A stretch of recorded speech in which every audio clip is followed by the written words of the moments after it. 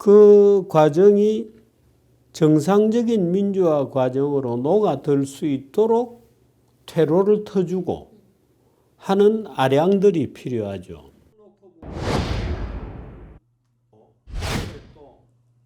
어떤 종류로 학교로 왔다 갔다 하고 패배 상태를 못 받아들이고 있는 거죠. 숫자는 여전히 거기에도 많거든요. 지난번 대통령 선거에서 김문수 후보가 얻은 표라는 게 40%는 어떻든 최악의 경우에도 40%는 유지한다 이 말이에요. 그 인구는 충분히 있는 거예요. 그런데 이 인구를 묶어내고 소위 한국의 정치 구조 속에서 뭔가 생산적인 어떤 집단으로 갈 수 있는 역량과는 다르죠. 전혀 다른 종류의 논리를 내세워서 그저 집단성만 내부적으로 유지하고 있는 거죠. 그게 모를까요? 아마 알 수도 있죠. 이 논리로는 집단임이 유지가 안 된다. 도대체 말하자면 민주주의 사회에서 쿠데타를 정당화한다는 게 말이 되냐? 또 상당수 사람들은 부정선거라고 하는 음모론적 세계관이 사실은 맞지 않다고 느끼고 있을지도 모르지만 어떻든 그걸 내세워서 집단임을 악자까지 유지하려고 노력하고 있는 거죠. 사실은 어떤 종류의 생산적 이념이 나오고 대한민국을 말하자면 피안으로 더 좋은 어떤 세계로 끌고 가는 이념, 비전이 나오면서 그게 해소가 돼야 되는데 그건 없고 하니까 낡은 어떤 구조만 꺼내놓고 집단임만 유지하려고 하는 그저 흩어지면 안 돼. 우리끼리라도 단결해야 돼. 라고 스크럼을 짜고 있는 비참한 국면이죠. 그 비참하잖아요. 사과는 이렇습니다. 그 사과를 못하는 이유가요. 사과를 하면 책임을 요구할 것이 분명하므로 사과를 안 하는 거죠. 그러니까 사과를 하면 말하자면 시인이잖아요. 시인을 오류에 대한 시인은 책임을 져야 되죠. 그 책임 문제를 요구하겠죠. 그러니까 이게 사실은 어떤 법률적인 처리가 끝날 때까지는 현 상태로 가겠다. 이렇게 보죠. 부디 불상사로 가지 않고 현 상태가 부드럽게 마무리되기를 저는 바랍니다. 권력을 쉐어하는 데 대한 12.3 그 군사 쿠데타 사건, 궁정 쿠데타 사건은 그 시점에서의 그 집권 여당의 본질에서부터 오는 문제일 가능성이 굉장히 많습니다. 그럼 본질이라고 해서 이 모든 것을 발본색원하고 발본색원을 해야 하고 발본색원을 할 수 있겠는가?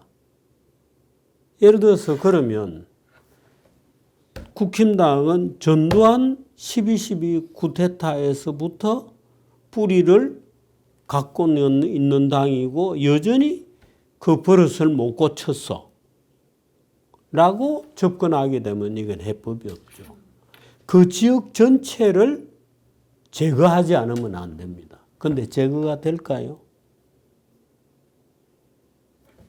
그러니까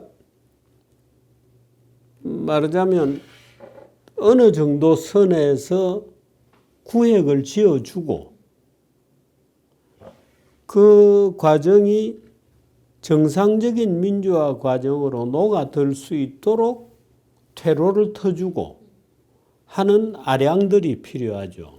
사회가 하나의 그 선을 양쪽에다 그어놓고 그 안에 몰 수는 없지만 크게 보면 하나의 큰 스트림이 되어서 어떤 방향으로 갈 수 있도록 가이던스를 해주는 게 정치의 역할이거든요. 그러니까 그런 정치를 복원시켜야죠. 예를 들어서 이걸 정략적으로 봐서 쿠데타에 대한 사법 처리를 내년도 지방선거까지 끌고 간다. 이런 정치를 할 수는 없는 거잖아요. 지금 엑셀만 밟고 있죠. 그러니까 마치 상대가 존재. 신흥독립국 중에서 산업화 민주화를 모두 다 이루어내고 더군다나 최근에는 그 체제가 더 이상의 군사 쿠데타가 안 된다는 것까지 보여주기에 이르기까지 쭉 막강한 무역 규모를 자랑하고 적어도 군수 산업에 있어서도 상당한 실력을 가지고 있고 조선과 원전 같은 경우에는 자유세계에서 조선과 원전을 지탱할 수 있는 그 유일한 국가라는 사실이 이제 점점 밝혀지고 있고 놀라운 국가가 됐죠. 우선 그 놀라운 국가가 되었다는 사실을 국가로 되었다는 사실을 우리가 먼저 확인하고 축하해야 되겠죠. 한국에서의 그 나라 걱정은 그동안 대한민국이 성장 발전하는 원동력이기도 했어요.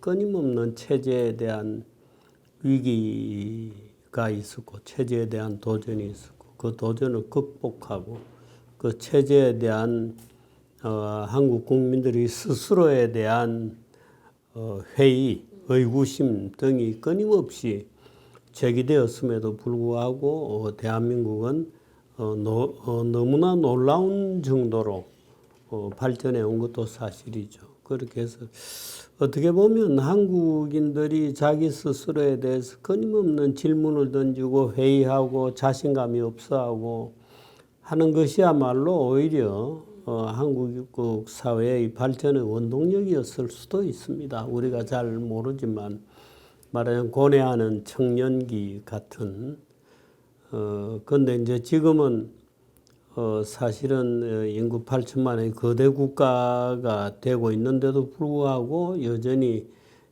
특히나 최근에 지난해 12월 3일 이후에 소위 쿠데타라고 하는 것들이 우리의 자신감을 잃게 만들고 또 쿠데타 이후에 보여줬던 그 보수 진영의 어떤 음모론에 휩싸인 모습이라든가 또는 극우화하는 모습이라든가 그럼에도 불구하고 여전히 민주당은 집권당인데도 불구하고 주체적이지 못한 상황에 끌려가는 듯한 이런 모습을 보여주기 때문에 주체적이지 못하다는 것은 이런 겁니다.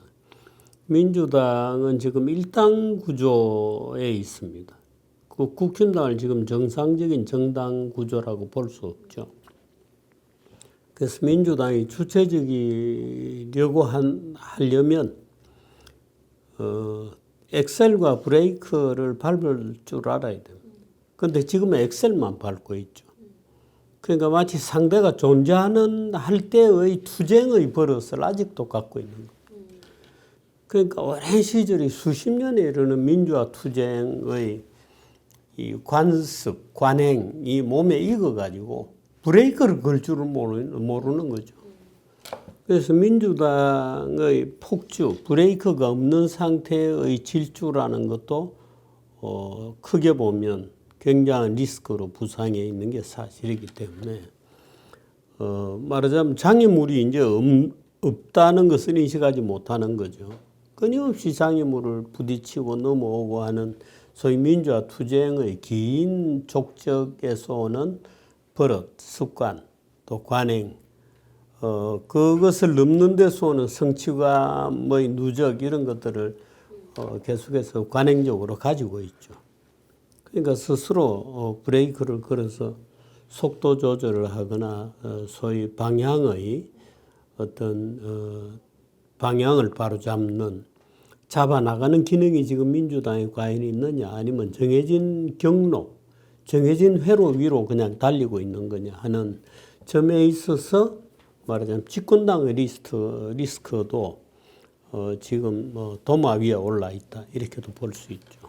정청래 새 대표가 어느 정도 강경 드라이브로 가느냐, 그게 어느 정도 강도가 있느냐는 문제를 떠나서 방향이 어디냐 하는 문제에 대해서도 심사숙고를 해야 되겠죠. 야, 국힘당이 별 통제 없어. 저 지금 저 찍소리 못해. 아무거나 막 갖다가 우리 하고 싶은 거 다 해. 이런 식으로 하면 될까요? 안 되겠죠. 나중에 어떤 종류건 그 문제에 대해서 책임을 져야 할 수도 있거든요. 잡아나가는 기능이 지금 민주당에 과연 있느냐 아니면 정해진 민주주의는 종종 이 양분되고 또는 증오를 만들어내고 정치적 상대방에 대한 적개심을 부추기는 그런 오랜 전통이 있습니다. 그 민주주의가 전선전미하지 않아요. 민주주의는 고대 아테네도 마찬가지고, 예를 들어서 지금 우리가 미국에서 목도하고 있는 현상도 마찬가지죠. 말하자면 트럼프의 폭주가 있는 반면에 민주당이 선거 이후에는 완전히 괴멸되어 있는 상황이죠. 그 마치 미국에서의 그 민주공화 양당의 움직임이 한국에서는 그대로 반대 방향으로 복제되어 있는 듯한 모습입니다. 민주당은 그야말로 폭주하고 있고 국힘당은 완전히 괴멸적 상황이 되어서 일당 독주의 그런 상황이 되고 있는 거죠. 미국도 마찬가지고 한국도 마찬가지고 고대 아테네도 마찬가지고 그 국민들은 정치 과정을 흥분되고 상대방에 대한 적개심을 불러일으키고 증오를 만들어내고 상대방을 배제하려고 하고 말하자면 일본 스모처럼 상대방을 장의 바깥으로 밀어내려고 하는 겁니다. 너희들과는 정치하지 않는다고 밀어내고. 예를 들어 고대 아테네 같은 경우에도 산악파와 해안파, 귀족파와 농민파, 귀족파와 대중파 해서 두 진영으로 극단적으로 갈라졌거든요. 그래서 그 두 진영이 낮에 토론에서 안 되면 밤에 테러로서 응징하는 겁니다. 상대방을.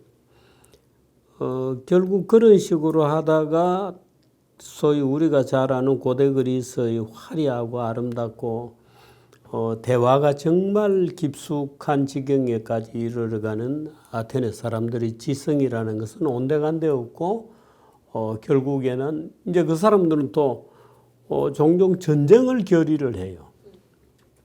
그 실제로 피 흘리는 전쟁을 하고 대외 전쟁을 하고 안으로 들어오면 멱살을 잡고 싸우고 하는 항구적인 흥분 상태를 만들어내는 겁니다.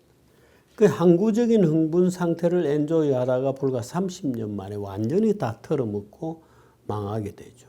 그 스파르타에 망하는 거예요. 지금 한국 사람들도 어떻게 보면 그런 그 흥분 상태를 엔조이하는 것 같아요. 그러니까 보수는 보수대로 계속해서 음모론을 만들어내고 극단적 투쟁의 노선을 놀랍게도 어리석은 투쟁의 노선이지만 못 버리고 있는 거예요. 진보는 진보대로 말하자면 이재명 대통령 시대에 걸맞은 어떤 주인으로서의 어떤 의젓함이라든가 국면에 대한 아까 브레이크라는 말을 썼습니다마는 엑셀과 브레이크가 잘 정비되어 있는 주체적인 결정을 할 수 있는 것보다는 상황으로 밀려고 하는 에너지만이 폭발하고 있는 것처럼 보이죠. 어떤 주인으로서의 저는 지금 대한민국이 어느 정도 외부적인 어떤 요인의 변화 또는 적절한 어떤 지도력의 발휘 이런 것이 없이 이 상태로 방치된다면 전 방치될 거라고 보지는 않아요. 방치된다면 고대 아테네를 방불케 하는 내전적 충동들이 나오죠. 그래서 어떤 면으로 보면 굉장히 위험할 수도 있고 또 이런 것을 막 끝까지 밀고 가면서 오히려 역설적으로 엔조이하는 대중들의 그런 고약한 심리가 막 폭발되고 있는 거죠. 막 분출하고 있는 그 흥분 상태를 지속하려고 하는 고요하고 평화롭게 생업으로 돌아가고 정치 따위는 잊어먹는 이거 싫은 겁니다. 놓기 싫은 거죠. 너무 재미있기 때문에. 이제 그런 당분간 이런 상태가 지속될 거다. 그렇게 본다면 이런 상태를 우리가 국민 통합이다, 또는 성숙된 선진국형 무슨 사회구조다 이렇게 볼 수는 전혀 없죠. 우리나라 소위 진보 진영 또는 좌파 진영이라고 해도 좋은 소위 진보 진영은 오랫동안 대의민주주의의 차분함 또는 어떤 진정된 상태를 거부해 왔어요. 그러니까 노무현 대통령 이후에 예를 들어서 우리나라 역대 진보 진영의 대통령 중에서 대의제에 대한 경험이 있거나 대의제를 주요 가치라고 생각했던 사람은 DJ 한 명밖에 없습니다. 노무현 대통령도 참여민주주의를 브랜드로 내걸었거든요. 지금 이재명 대통령도 보다 확장된 민주주의를 계속 얘기하고 있죠. 적어도 현재로 놓고 보면 국민들은 그런 참여에 대한 권력을 쉐어하는 데 대한 집착 또는 집착이라고 해야 되겠죠. 그게 있는 거죠. 그러니까 이 대의라고 하는 대의제라고 하는 좋은 사람들을 뽑아서 맡겨놓고 일정한 시기에 한 번씩 돌아보는 잘하고 있는지 돌아보는 정도의 관심은 전혀 아니죠. 그러면 그게 네, 양쪽 진영이 다 그런 상태입니다. 우리 사회가 지금 약간 그런 분위기가 있죠. 그러니까 우리 스스로가 말하자면 싸우고 갈등하고 되풀이되는 지방자치선거 의회 선거 대통령 선거 계속 이어지는 선거 속에서 자꾸 이제 흥분 게이지가 높아지죠. 흥분이 일상화되고 근데 이런 상태가 그러면 지속될 거냐? 지속될 수 없죠. 반드시 스스로를 해치게 됩니다. 그러나 언제까지 그럴 거냐? 저는 대한민국 사람들이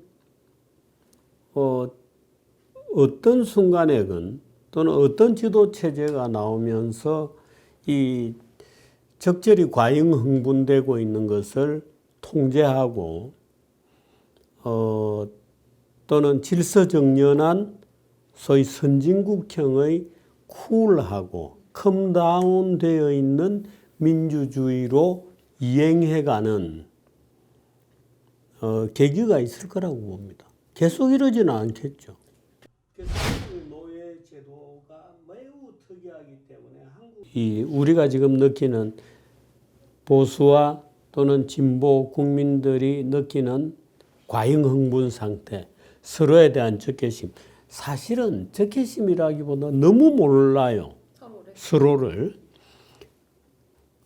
이 진보 진영의 국민들은 도대체 대구에서 왜 저러는지를 이해를 못합니다.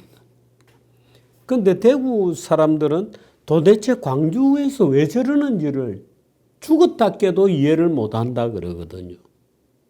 그러니까 사실은 서로에 대해서 너무 모르죠.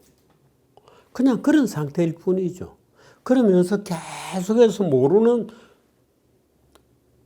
모르는 상태는 조금 모르나 많이 모르나 똑같습니다. 그런데 계속 그것을 증폭시키면서 상대방을 마녀하고 악마화하고 쟤들은 미치광이야 라고 편하게 생각하죠. 서로가. 그럴 뿐이죠. 사실은 지나고 보면 그게 다 허상이고 굉장히 웃기는 얘기였어 라고 아마 나중에는 웃게 될지도 모르겠습니다만은 지금은 서로가 전혀 서로를 모르기 때문에 끊임없는 악마의 이미지를 만들어내고 미치광이의 이미지를 상대방에게 더 씌우고 있는 거죠. 문제는 정당이거든요.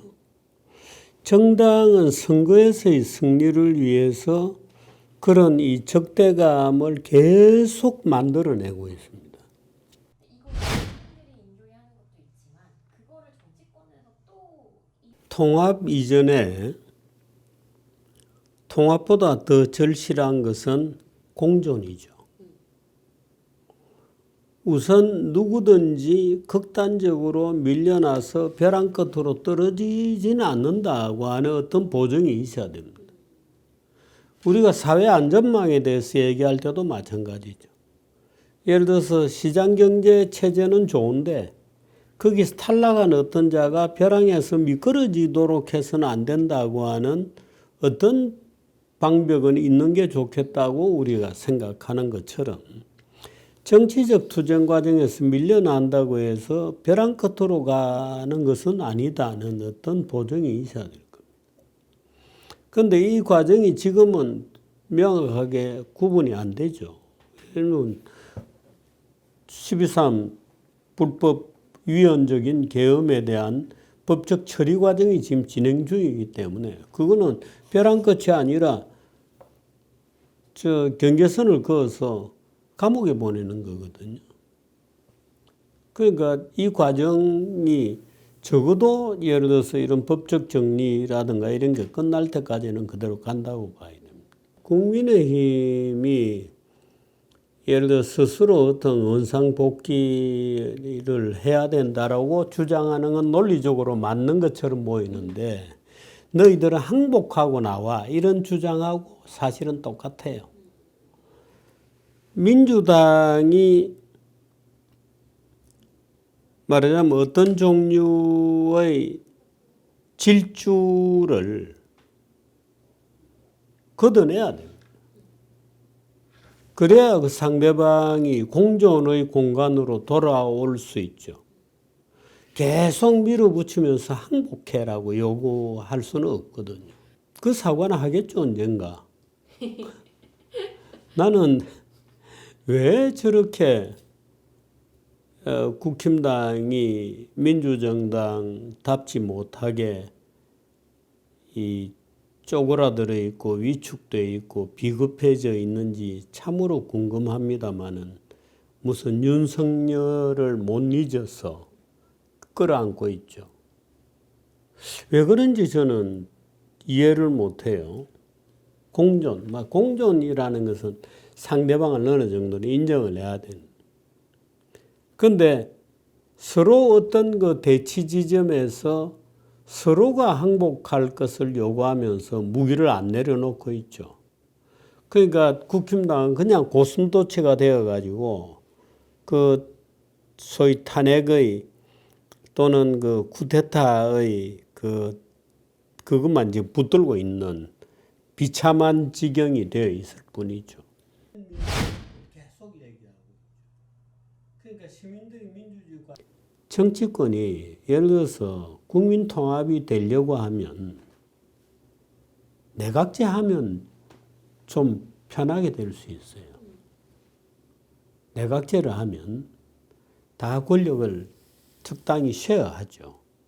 그러니까 국민들이 직접 이 전장에 극장에 내려와서 로마의 금투사들처럼 지금처럼 막 1대1로 붙고 집단 대 집단이 투쟁하고 이러지 않도록 하려고 그러면 내각제 하면 돼요. 그런데 내각제의 여러 가지 단점들도 있습니다. 말하자면 부패구조가 또 살아날 거다. 이번에도 사면을 놓고 송원석 국힘당 대표가 아주 부패로 감옥에 들어간 사람들을 사면해달라고 또 민원을 넣잖아요. 그런데 내각제가 되면 그게 일상화되거든요.